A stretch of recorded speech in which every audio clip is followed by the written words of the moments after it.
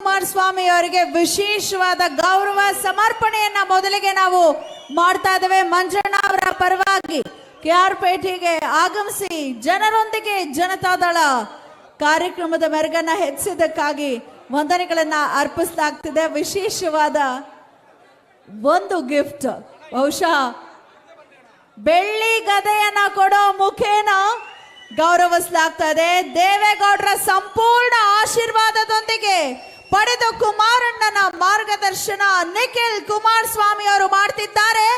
ನಾಡಿನಾದ್ಯಂತ ಪರ್ಯಟನೆಯನ್ನ ಜನರೊಂದಿಗೆ ಜನತಾದಳ ಕಾರ್ಯಕ್ರಮ ನೀಡ್ತಿದೆ.